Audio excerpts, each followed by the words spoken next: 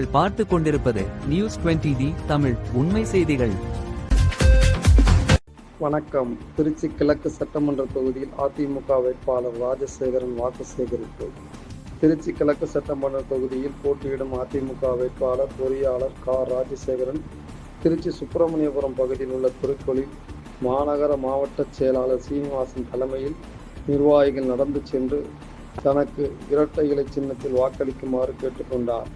இதில் மாநகர் மாவட்ட கழக செயலாளர் முன்னாள் துணை மேயர் ஜே சீனிவாசன், அமைச்சர் செயலாளர் முன்னாள் அமைச்சருமான வெள்ளமணி நடராஜன், பாஜக மாவட்ட தலைவர் ஒண்டிமுத்து, பேரவை மாநில இணைச் செயலாளர் அரவிந்தன் மற்றும் கார்த்திகேயன், அதிமுக நிர்வாகிகள், தொண்டர்கள் என திரளானோர் கலந்து கொண்டனர்.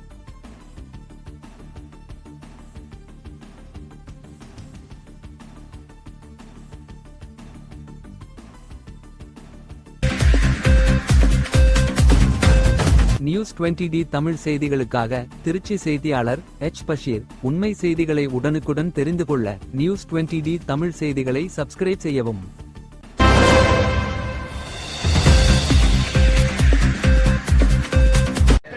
காலை வணக்கம். உங்களுக்கு தெரியும், அண்ணா திராவிட முன்னேற்ற கழகம் சட்டமன்ற உறுப்பினர் இப்பதான் இந்த சுப்பிரமணியபுரத்துல நிறைய பணிகள் செய்து கொடுத்திருக்காங்க. இன்னும் சொல்ல போனா இப்ப நம்ம நின்று பேசிட்டு இருக்கிறதோட 94 கோடிக்கு நம்ம கழக புரட்சி தலைவர் புரட்சி தமிழரால போடப்பட்ட ரோடு தான் இந்த புதுக்கோட்டை ரோடு. அதை நம்ம நின்று பேசிட்டு இருக்கிற ரோடு கூட 94 கோடிக்கு. இல்லாட்டி இந்த ரோடு உங்களுக்கு தெரியும், சிங்கிள் ரோடா இருந்தது டபுள் ரோடா ஆக்கி எக்ஸ்டெண்ட் பண்ணது நம்ம புரட்சி தமிழர் ஹைவேஸ் மினிஸ்டரா இருந்தப்போ பண்ணதுதான் இந்த ரோடு.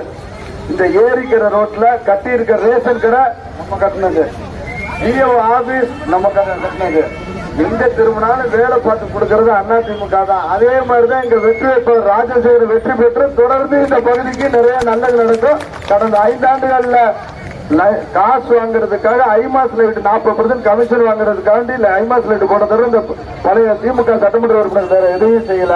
நம்ம வந்தா மட்டும்தான் மக்களுக்கு நல்லது நடக்கும். ஏன்னா அம்மாவோட வளர்ப்பு நாங்க, அம்மாவோட செல்ல பிள்ளைகள் நாங்க முழுசா ஒவ்வொரு முறையும் ஒவ்வொரு சின்ன வேலையை கூட மக்களுக்கு எது நல்லதுன்னு நினைச்சு செய்யறவங்க. நம்ம வெற்றி வேட்பாளர் ராஜசேகர் அவர்கள் தொடர்ந்து வெற்றி அடைந்து அதிகப்படியான பணியை செய்வார் என்று கூறிக்கொண்டு அடுத்தபடியாக